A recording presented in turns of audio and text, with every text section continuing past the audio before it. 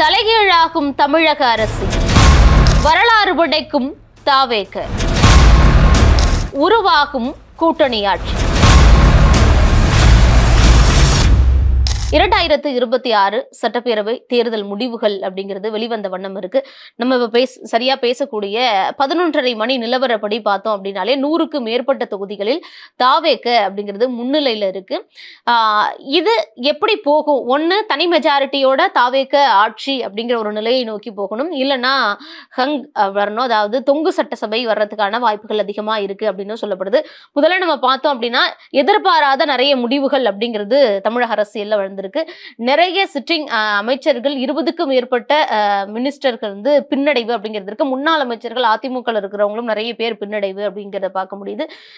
இதுலயே அதிர்ச்சி அளிக்கக்கூடிய இல்லைன்னா ஆச்சரியமாக நம்ம பார்க்கக்கூடிய ஒரு விஷயம் என்ன அப்படின்னா, எடப்பாடி தொகுதியில வந்து தாவேகாவுக்கு வேட்பாளர்களே கிடையாது, விசில் சின்னமே இல்லை. ஆனா பிரேம்குமார் அப்படின்னு சொல்லி சுயேட்சையாக தொலைக்காட்சி சின்னத்தில் நிற்கக்கூடிய டிவி சின்னத்தில் நிற்கிற ஒரு வேட்பாளருக்கு தாவேக தலைவர் விஜய் அவர்கள் ஆதரவு கொடுத்திருந்தாரு. அவரு கணிசமான வாக்குகளை பெற்று எடப்பாடி பழனிசாமி அவர்கள் பின்னடைவு முன்னிலைன்னு மாறி மாறி வர அளவுக்கு வந்து அவருக்கான வாக்குகள் அப்படிங்கிறது எடப்பாடி தொகுதியில பதிவாகி இருக்கு. சோ இதன் மூலமாகவே நம்மளால புரிஞ்சுக்க முடியுது, 234 தொகுதிகள்லயும் விஜய் தான் அப்படின்னு விஜய் அவர்கள் சொன்ன ஒற்றை வார்த்தை அப்படிங்கிறது வாக்களித்தவர்கள் அனைவரும் அதை மனசுல வச்சுட்டு தான் போட்டிருக்காங்க. யார வந்து விஜய் அவர்கள் கை காட்டுறாரோ அவருக்கு வந்து போட்டணுங்கிற அந்த அளவுக்கான ஒரு மக்கள் மனநிலை அப்படிங்கிறது அந்த அளவுக்கு மாறி இருக்கு. அந்த அளவுக்கு அவர் தாக்கத்தை தாவேக ஏற்படுத்திருக்கேன்னே சொல்லலாம். இதை வந்து பல அரசியல் விமர்சகர்களாக இருக்கட்டும், பத்திரிகையாளர்களாக இருக்கட்டும், இல்லைன்னா வந்து கருத்து கணிப்புகளாக இருக்கட்டும், இதை யூகிக்க தவறிட்டாங்க. இல்லைன்னா அந்த அளவுக்கு ஒரு தாக்கத்தை ஏற்படுத்தாது அப்படின்னு இத்தனை வருஷம் நம்ம அரசியலை பார்த்திருக்கோம், இவங்களோட தாக்கத்தை ஏற்படுத்தி இருக்க மாட்டாங்க அப்படிங்கிற ஒரு எண்ணத்துல இருந்துட்டாங்க. ஆனா அது எல்லாமே இப்ப தலைகீழாக மாறி இருக்கிறது. ரெண்டு விஷயம். ஒண்ணு, நம்ம முன்னாடியே சொன்ன மாதிரி 118 தொகுதிகள் அப்படிங்கறத வெற்றி கோட்டை எட்டிட்டாங்க அப்படின்னா தாவேக தனிப்பெரும்பான்மையுடன் ஆட்சி அமைப்பாங்க. ஆட்சி அமைப்பதற்கான அதிகமான சாத்தியக்கூறுகள்ங்கிறது இருக்கு. காரணம் நம்ம எல்லாருக்குமே முன்னாடியே தெரியும், அதிமுகவும் தாவேகவும் கூட்டணி அமைக்கிறதுக்கான வாய்ப்புகள் இருந்தது, நிறைய பேசப்பட்டது. ஆனா அதுக்கு பிறகாக தான் வந்து பாஜகவுடன் கூட்டணி வச்சதுக்கு பிறகாக நிச்சயமா தாவேக வந்து கூட்டணி வராது அப்படின்னு சொன்ன பட்சத்துல தனித்தனியாக வந்து களமிறங்கினாங்க. இப்போ நிச்சயமா திமுக அதிமுக கூட்டணி வைக்க முடியாது, வைக்க மாட்டாங்க. அப்போ தாவேக அதிமுக அப்படிங்கிற ஒரு கூட்டணி உருவாகக்கூடிய பட்சத்தில் 2.5 ஆண்டு காலம் பிரிச்சுக்கிறாங்களா, இல்லைன்னா முதல்வர் துணை முதல்வர் அப்படிங்கறத பிரிக்கிறாங்களா அப்படிங்கிற ஒரு கேள்வி இருக்கு. ஆனா இதுக்கு நம்ம நகர்றதுக்கு முன்னாடி இது தொங்கு சட்டசபையாக அமைந்தால் மட்டும்தான், இல்ல தனிப்பெரும்பான்மையோட அமைக்கிறதுக்கு வாய்ப்புகள் அதிகமா இருக்கு. ஏன்னா நம்ம இப்ப பேசுறப்ப மணி 11 தான் ஆகுது. 11:30 மணிக்கே 100 தொகுதிகளுக்கு மேல அப்படிங்கிறப்போ இது அடுத்தடுத்த சுற்றுகள் வாக்கு எண்ணிக்கையின் பொழுது எப்படி வேணாலும் மாறலாம்.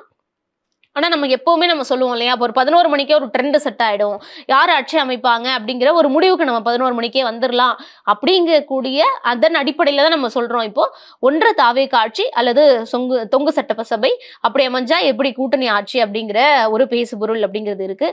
திமுகவுக்கு இது மிகப்பெரிய அதிர்ச்சி அளிக்கக்கூடிய ஒரு விஷயம் அப்படின்னே சொல்லலாம். ரொம்ப வந்து நம்பிக்கையோட இருந்தாங்க, கண்டிப்பாக 2வது முறையாக ஆட்சி அப்படின்னு 200க்கு மேற்பட்ட தொகுதிகள் வெற்றி பெறுவோம் அப்படின்னு அவங்களோட இலக்கை நிர்ணயிச்சிருந்தாங்க. முக்கியமா சொல்லணும் அப்படின்னா அண்ணா அறிவாலயத்தில் சாமியானா பந்தல் போட்டு கொண்டாட்டங்களுக்கு எல்லாம் வந்து தயாரா இருந்த ஒரு சூழல்ல இந்த சாமியானா எல்லாம் பிரிக்கப்பட்டு இது எல்லாமே வந்து ஏத்தி அனுப்பிட்டாங்க. ஸோ அந்த ஒரு நிலையிலேயே நம்ம புரிஞ்சுக்க முடியுது, திமுக வந்து அவங்களுக்கு இருக்கக்கூடிய நம்பிக்கை இழந்துட்டாங்க, இல்ல இதுக்கு மேல இந்த ட்ரெண்ட் மாறாது, இதுதான் தொடரும் அப்படிங்கிற ஒரு நிலையை அவங்க புரிஞ்சுக்கிட்டதுனால மட்டும்தான் அந்த திமுக வந்து சாமியானா பந்தல்களை பிரிச்சதாக இருக்கட்டும், இதெல்லாம் வந்து அவங்க செஞ்சதன் அடிப்படையில தான் நம்ம வந்து சொல்றோம், நம்மளா சொல்லல. ஸோ திமுகவுக்கு ஓகே இதுதான் நடக்கும், இதுதான் கண்டினியூ ஆகுங்கிறது தெரிஞ்சிருக்கு. ஏன்னா முதல்வரே வந்து நிறைய சுற்றுகள் வந்து பின்னடைவுல இருந்தாரு, அதற்கு பிறகாக முன்னிலை அப்படிங்கிறது மாறுனுச்சு. 234 தொகுதிகளில் தாவேக தனிப்பெரும்பான்மையுடன் 118 தொகுதிகளை பிடிச்சு ஆட்சி அமைக்குமா அல்லது தொங்கு சட்டசபை அமையுமா, அப்படி அமைந்தால் யாருடன் யார் கூட்டணி அமைப்பார்கள், 2.5 ஆண்டு காலமா இல்ல வட மாநிலங்களில் இருக்கக்கூடிய மாதிரி முதல்வர் துணை முதல்வர் இப்படி அமைய போகுதா எல்லாங்கிறதையும் நம்ம பொறுத்திருந்தான் பார்க்கணும்.